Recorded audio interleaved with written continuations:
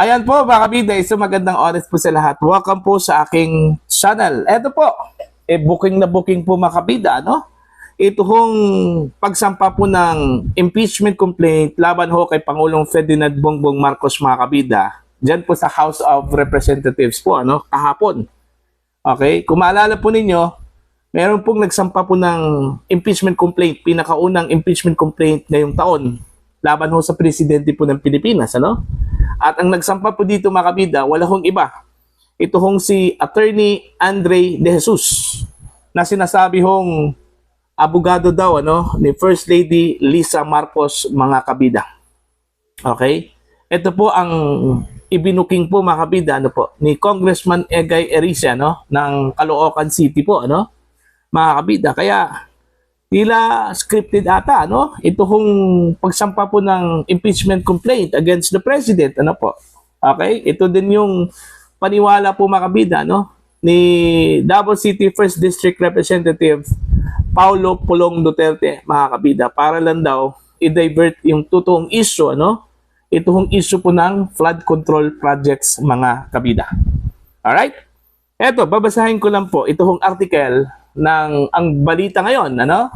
Ang sabi po dito, nabuking, ayan, Congressman Erice, ibinulgar, dating abogado ni Lisa, siya ring naghain ng impeachment laban kay Pangulong Ferdinand Marcos Jr.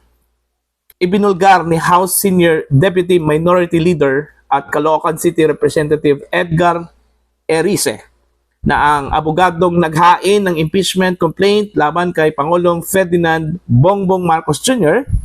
ay siya ring dating abogado ng First Lady na si Lisa Araneta Marcos. Ayon kay Erice, si Attorney Andre De Jesus ang naghain ng impeachment laban sa Pangulo ay kamakailan lamang nagsilbing abogado ng unang ginang sa isang kasong legal dahilan upang questionin niya ang motibo at kredibilidad ng reklamo. Ano po? Ito pa lang si Attorney De Jesus po, ano, mga kabida. Ito pala yung abogado daw, ano, ni First Lady sa disbarment case po, ano, na kanya hong isinampa po mga kabida sa Korte Suprema laban ho dito kay Attorney Glenn Chong, ano po, noong November 2024 daw, ano, mga kabida, ano po. Okay? Eto, tuloy po tayo. Tinukoy ni Erice na noong November 2024, si De Jesus ang kumatawan kay First Lady Lisa Marcos sa paghahain ng disbarment case laban kay Attorney Glenn Chong, kaugnay ng umano'y paninira at pag-atake sa unang ginang. Para kay Erice, nakapagtataka at hindi pangkaraniwan ang biglaang paglipat ng papel ng abogado mula sa pagiging tagapagtanggol ng pamilya ng Pangulo tungo sa paghahain ng reklamo laban mismo kay Marcos Jr.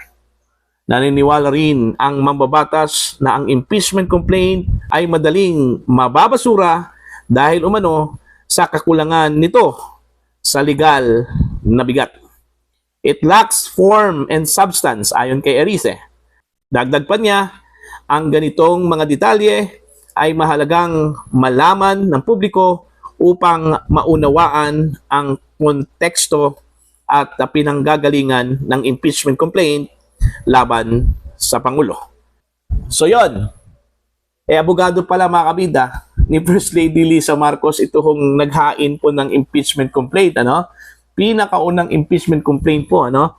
Ngayong taon laban po kay President Bongbong Marcos, mga kabida. At ito naman po yung impeachment complaint na inihain po, ano, ni Attorney De Jesus, inendorso po mga kabida ang isang party list po, ano, mga kabida, diyan po sa House of Representatives. Now, anong ibig sabihin po dito mga kabida? Nang nagsampa po ng reklamo laban ho kay Pangulong Ferdinand Bongbong Marcos ay mismo ang abogado ng kanyang esposa, ng kanyang asawa po, na First Lady Lisa Marcos, mga kabida. Okay? Mantakin nyo ha, yung span of time po, ano, kung saan kinuha po niya o kinuha po ng First Lady ang serbisyo po ni Attorney De Jesus po mga kabida noong November 2024. Okay? Mga isang taon na po ang nakalipas po mga kabida. Ano po? Na? para lang po i-represent ito kung si First Lady Lisa Marcos sa kanya hong disbarment case po, ano, laban ho kay Attorney Glenn Chong sa Korte Suprema, mga kabida. Tapos ngayon, naghain po ng impeachment complaint laban ho sa Pangulo, mga kabida. Kalukuhan po yun. Kalukuhan po yun, ano, mga kabida, ano po. Alright? Mula sa pagiging abogado po ng pamilya, mga kabida, at ngayon, naging complainant na po, ano, ng impeachment complaint laban ho sa Pangulo po, mga kabida, ano po. Anong ibig sabihin ho dito, mga kabida? Are we playing games? Okay? Naglalaro lang po tayo dito? Okay? Paano ho paniniwalaan ng taong bayan, mga kabida, na ito hong isinampang impeachment complaint against the president is credible, okay, at genuine po, ano, mga kabida.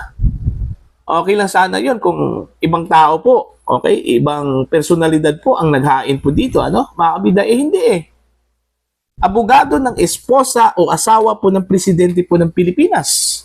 Ibig sabihin ho ba dito, mga kabida, na pinayagan po ng First Lady, ano, na maghain po ng impeachment complaint ito hong kanyang abogado po laban sa kanyang asawa po, ano, mga kabida.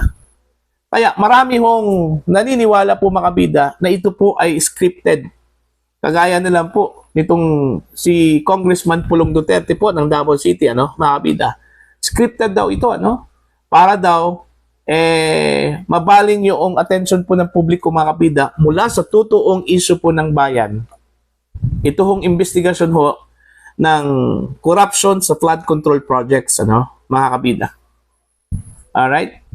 At isa din daw itong paraan para daw sasabihin daw, mga kabida, na nauna itong impeachment complaint po na inihain po ni Attorney De Jesus. Para ito ho'y magiging legit na complaint laban ho kay Pangulong Ferdinand Bongbong Marcos, mga kabida.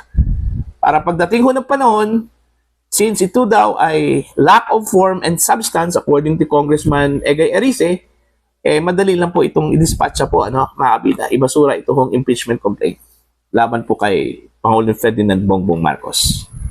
Alright? Ngayon, ipagpalagay po natin na hocus-pocus po ito, house show po itong impeachment na ito, ano? Meron pa pong nakaambang panibagong impeachment po na ihahain daw, mga kabida, dyan po sa House of Representatives, no?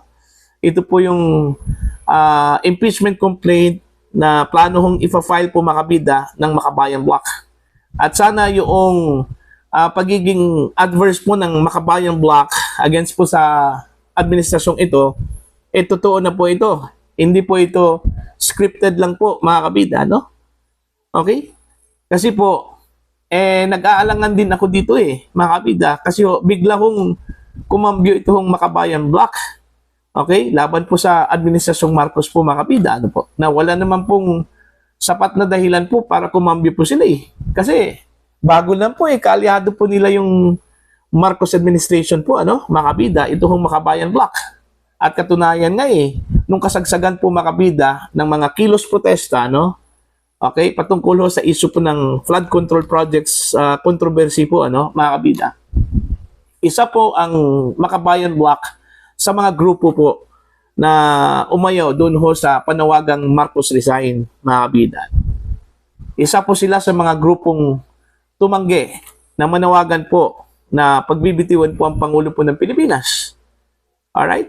Kasi unang-una po, takot po silang baka naman po tutuhanin po ng Pangulo po, mga kabida, na magbitiw at sigurado pong automatic po, mga kabidang papalit po dito itong Vice Presidente po ng Pilipinas, which is ayaw ho ng Makabayan Block, mga kabida. Kaya yon, umayaw po sila na manawagan ho ng Marcos resign, mga kabida. Tapos ngayon, bigla na lang pong kumambyo po, mga kabida, no? At plano ho nilang maghahain po, mga kabida, ng impeachment complaint against the President of the Republic of the Philippines. Okay? May mga tatlong grounds daw, mga kabida, ang kanilang pagbabatayan ho dito, ano? Unang-una po, yung systemic plunder daw, ano, sa budget po natin, mga kabida. Pangalawa po, yung unprogrammed funds na ginagamit daw sa flood control projects, mga kabida, ano po, na? At yung pangatlo po, yung kickback daw na nakukuha ng mga taga Malacanang, okay, sa flood control projects mga kabida, po, no? Yun yung tatlong mga grounds po na posibleng gagamitin po ng Makabayan Block para po ihain po itong impeachment complaint against President Bongbong Marcos, mga kabida. Okay?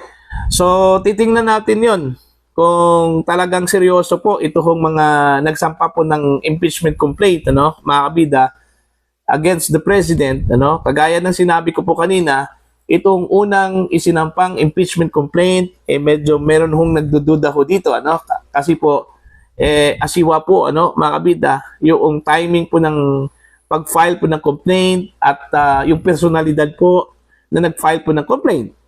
Dahil gaya ng sinabi ko po kanina, abogado po ng First Lady po yon, at yung kanyang sinampahan po ng impeachment complaint, asawa po ng kanyang kliyente, mga kabida, na si First Lady Liza Marcos, ito hong si Pangulong Ferdinand Bongbong Marcos, mga kabida. What do you think? Naniniwala ho ba kayo? Okay? Na seryoso, ito hong si Attorney De Jesus, na sampahan po ng impeachment complaint, ito hong si Pangulong Ferdinand Bongbong Marcos, mga kabida? Hindi kaya ito drama at scripted lang po? Para lang po ipakita po, mga kabida, na meron pong nagsampa po ng reklamo, which is at the end of the day, ibabasura din, mga kabida, dahil ho sa kawalan po ng forma at saka sustansya, mga kabida. Para ho sa inyong opinion at pananaw, please comment down. Sa mga hindi pa po subscribers sa channel, please subscribe, click the subscribe button, click the notification bell, click all para updated po kayong, mga kabida, sa aking mga uploads. Maraming salamat po sa inyo lahat.